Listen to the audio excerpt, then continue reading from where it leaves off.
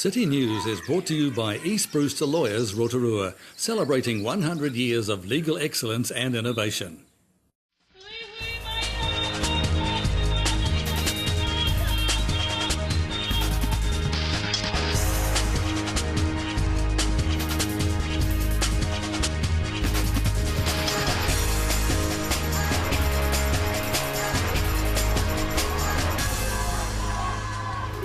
Good evening, Rotorua. Tonight on City News. Local youth worker Mariah Pomana is welcoming the government's decision to ban synthetic drugs. The city hosts a successful St John Youth Festival at the weekend, and the Kia Magic wow local fans with a nail-biting win over the Adelaide Thunderbirds. Local youth worker Mariah Pomana is welcoming the government's announcement that it will ban all synthetic drugs within 2 weeks until they can be proven to be low risk. The move follows increasing protests from local communities against the legal highs. Ms Pomana recently helped organise a march against the products. Ban synthetics! Ban synthetics! What? Ban synthetics! Ban synthetics! What? Ban synthetics! Ban synthetics! What? Ban synthetics! Ban synthetics! Kia ora, awesome whanau. Thank you for your kōrero, and I know a lot of young people who are finding it hard. They want it all the time when they ain't got it. They get angry.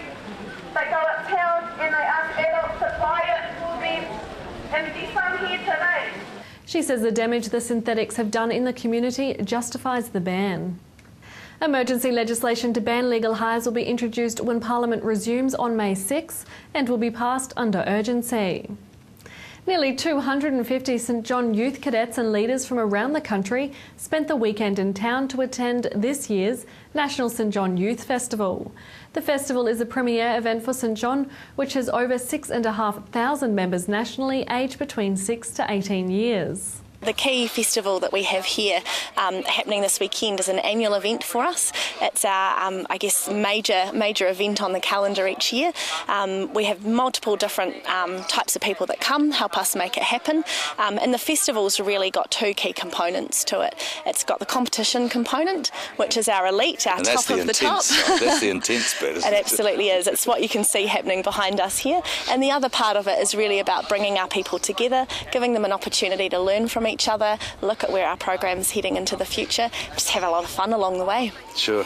Now, as we said intense, but obviously one of the things I'm very aware of is this: all these different scenarios that we'll be capturing while we're here today are treated as serious. Yeah. They are typical examples of what might be call-outs, if you like. That's right. And where training is absolutely crucial. Absolutely is. And the program that we run for our young people is really about giving them the life skills to be able to respond in an emergency. We don't expect them to be perfect clinicians at age 16, but we want to help them build their confidence so that when they're out in their communities participating in their schools and their after schools activities and their family and the home, that they've got a really good ethos about volunteering, about giving, and most importantly about responding when there's a time of need for other people. So that's really the crucial part for us today. A measles alert has been issued by Rotorua Public Health after a holidaymaker in Rotorua fell ill with the infection last week.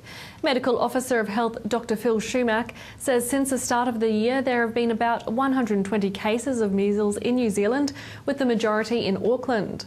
However, he says there has always been a concern that measles may spread to the Bay of Plenty during the school holidays. He says it's a timely reminder for parents to check that their children's immunisations are up to date. In sport tonight, local Kia Magic netball fans were delivered a heart-stopping win last night when the team beat the Adelaide Thunderbirds 50-49 at the Rotorua Energy Events Centre. Last night's game was also Magic captain Casey Korpua's 100th ANZ netball game. The winners also put the Magic back at the top of the New Zealand table in the ANZ competition. The Magic next play Central Pulse in Wellington. To your weather update now. And it looks like we're in for some cooler nights again this week. Tonight there'll be rain with gusty westerlies and an overnight low of 9. For tomorrow, Tuesday, showers, some heavy, clearing in the afternoon, easing westerlies, a high of 15 and a low of 4. And the outlook for Wednesday, fine spells with the chance of an afternoon shower, light winds, a high of 15 and a low of 4. And the marine weather for Tuesday, Northwest 20 knots turning southwest in the morning and then easing to variable 5 knots in the evening. With waves less than half a metre, there'll be poor visibility in showers, some heavy and thundery, clearing in the afternoon. Remember, for program listings or to watch City News again, visit our website tvrotorua.co.nz. You can also see updates on our TV Rotorua Facebook page. Still to come in tonight's program, we catch up with Fish and Game Officer Anthony Van Dorp, and we have highlights from Friday's Anzac Day Civic Memorial Service at the Energy Event Centre.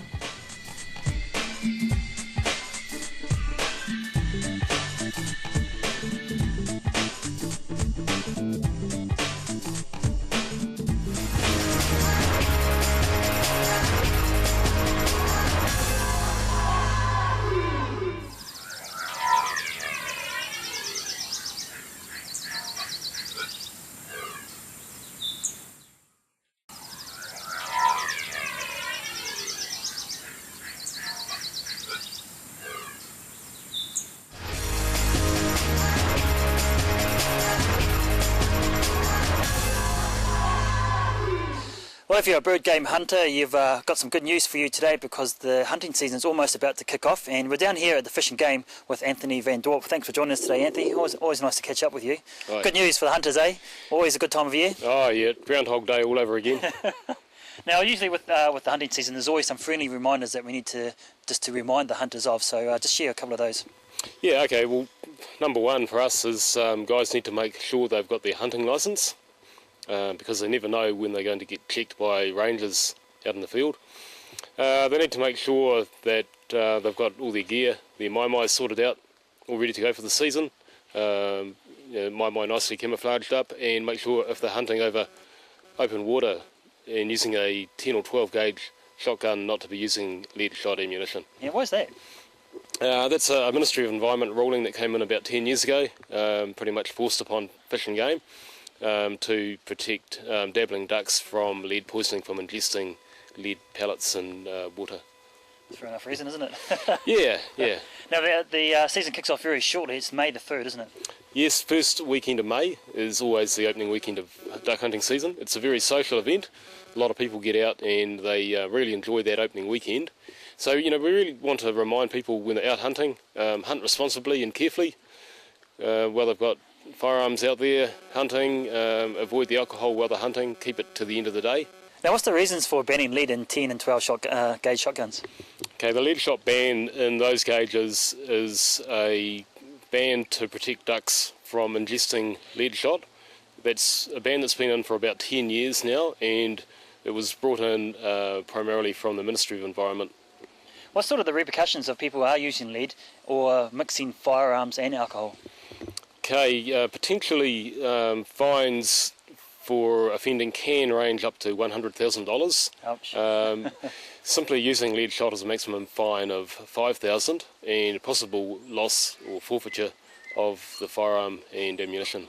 I'm guessing it's probably just a minority of people that do break the regulations, and it's not really the general public or the majority of hunters. Absolutely. Look, our statistics show quite clearly that around about 97-98% of everyone we deal with is actually doing the right thing. So almost all hunters are hunting properly and responsibly, and it's only a very small minority that are trying to flout the rules at times, but we need to make sure those people don't get away with it. Now, the last time I came and saw you, Anthony, we talked about trout breeding. How's that going? Really good, actually. At the moment, autumn leading into winter is the trout spawning season, and we've commenced again our annual trapping out at the Te Wairoa trap at Lake Tarawera. So we're trapping mature rainbow trout out at Te Wairoa, and we bring the big ones back here and breed from them, and we use their progeny to replenish our lakes in the area. Now, they also get sent up north as well, don't they? They go around all the North Island, actually. Most of the other North Island fish and game regions source trout from us here. Now, that obviously means some good fishing opportunities this year, Anthony. Well, it sure does, and like I say, those fish are liberated back in the lakes, and autumn and winter is when the mature trout start heading back into the shoreline areas, and they have that instinct to breed, and that brings some really good fishing for shore-based anglers. So we'll start to see a lot more anglers around the shorelines of particularly lakes Rotorua, tarawera and okatona, and trout up to and around and over 10 pound or 4.5 kg are regularly caught over winter. On the way out here, Anthony, we passed a couple of people fishing in the creek on the way through Paradise Valley. Is there a different set of rules or laws for fishing in the creeks as opposed to fishing in the lake? There's quite a few subtle differences. For example, some of our streams are fly fishing only, whereas in the lakes there's a lot of areas that fly, spin, and obviously people can boat fish as well. So there are differences, and what we simply say to people who wish to fish is, one, make sure they've got a licence, and two, make sure they check the regulations for the area they're going to fish in, just to make sure that they're doing the right thing in the right place. Now, I'm guessing, Anthony, the majority of people are pretty compliant with the fishing rules and fishing season and licences and things like that? Well, they are. Annually we check around 3,500 people, and only about less than 2% are actually doing anything wrong. So it's only a very small minority. So that's really pleasing. Yeah. How about if when you come across a tourist who comes into New Zealand and is unsure of the laws and they're out fishing and you actually don't have a licence? Okay, well, we treat every case like that on a case-by-case basis, and we don't have one size fits all. So we assess the situation and we make a decision at the time. But we really try and encourage those people to buy a licence if they want to fish. Right, Anthony, appreciate your time. Thank you. No worries.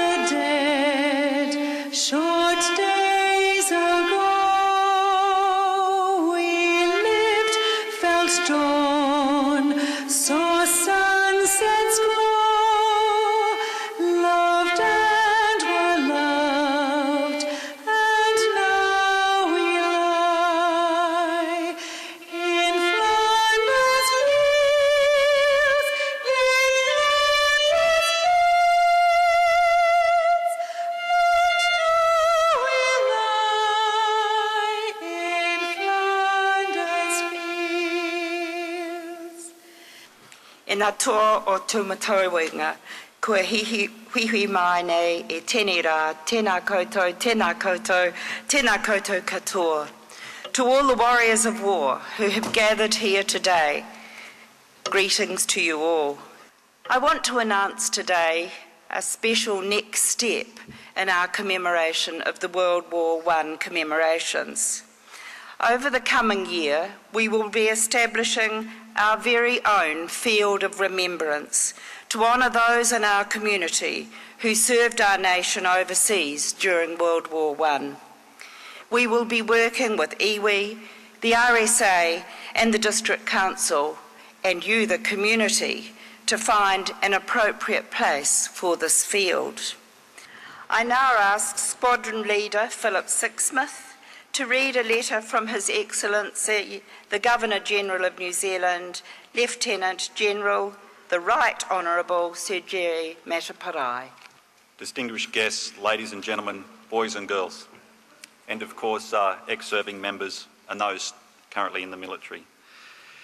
Thank you for providing me with the opportunity to read the Governor-General's address. I consider it a great honour as an Australian to be here today to make this address. In the New Zealand of 1914, 25th of April was just like any other day. less than 4 months later, New Zealand was a country at war, preparing for what was to be the first truly global conflict, the Great War, the war to end all wars. 100 years ago, the old Europe was beginning to have her death pangs. And as part of that process of death, renewal and revival, the ordinary men and women of Europe began yet again to suffer while the powerful played their games. In a yet young Commonwealth and democracy like New Zealand and Australia, Britain was regarded as the motherland, the empire, words that no longer hold favour, but which were once very important symbols to which people clung. We answered, despite our being patted on the head, as the younger brother, the naive colonial, with our blood, with our sweat, and with our bravery. We went to places we'd never heard of, and for many of those soldiers it was a return to the Europe of old. In the 20th century, from beginning to end, upheavals around the world have marked that century, the immediacy of communication, and therefore the availability at the push of a button of fearmongers and those who would spread hate. That was a tool to give all people a voice, a duty to honour the innocence of Anzac Cove. Stay with us, we'll have more highlights from the Anzac Day Civic Service after the break.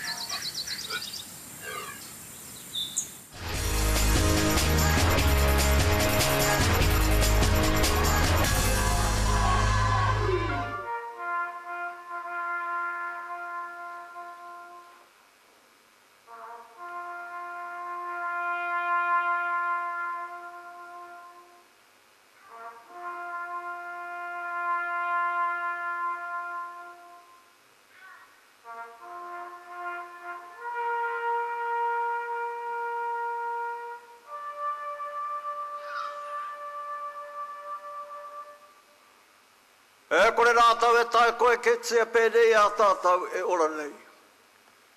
E kore te wā e whakaruhi ngā tau rā nei e kore i a rātau. I te torengitanga o te rā tau noa ki te urunga mai. Ka mau mahara tonu tātau ki a rātau. Ka mau mahara tonu tātou ki a rātau. They went with songs to the battle, they were young. Straight of limb, true of eye, steady and aglow. They were staunch to the end, against odds uncounted. They fell with their faces to the foe. They shall grow not old, as we that are left grow old. Age shall not weary them, nor the years condemn. At the going down of the sun, and in the morning, we will remember them. We will remember them. The real Anzacs. There are plenty of slouch-hatted soldiers in town, doughty and debonair, stalwart and brown. Some are from Weymouth or Salisbury Plain. Others have pushed in the Western Campaign. Call them overseas soldiers or down under men.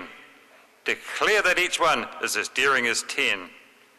Call them the cornstalks or fern leaves, all out for a fight, but don't call them Anzacs, for that isn't right.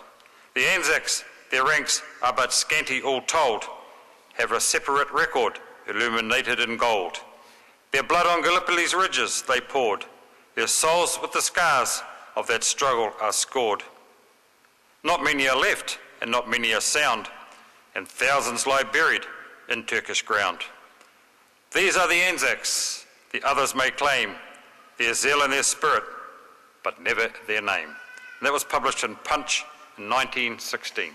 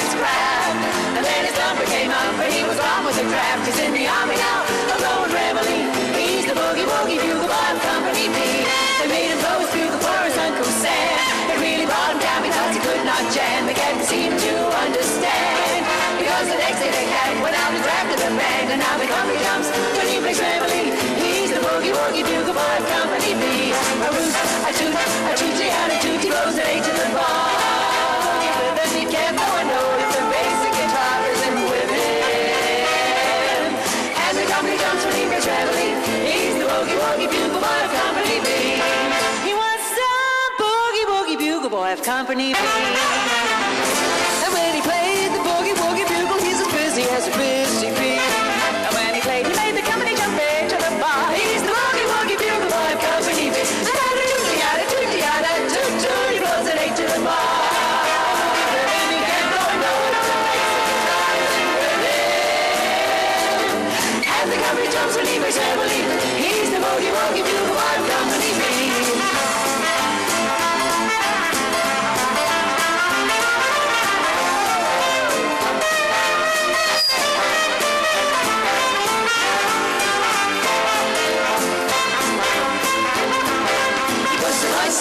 Every night, it wakes him up the same way in the early pride. They clap their hands and stamp their feet, because they know how it goes when someone gives him the beat. Whoa, whoa, it wakes him up when he breaks heavily. He's the boogie woogie to the wild company. Another toot-yada, toot-yada, toot-toot, he goes an 8 to the bar. And then he can't blow a note, and he gets out his and with it. And the company jumps when he plays heavily. He's the boogie woogie to the wild company.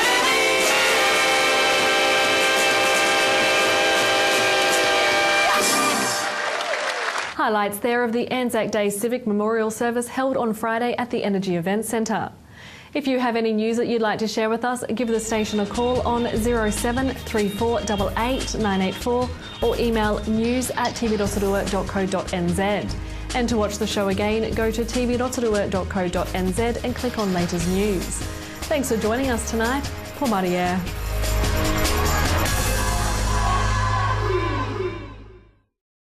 Supporting local content so you can see more of New Zealand on air. City News was brought to you by East Brewster Lawyers Rotorua, celebrating 100 years of legal excellence and innovation.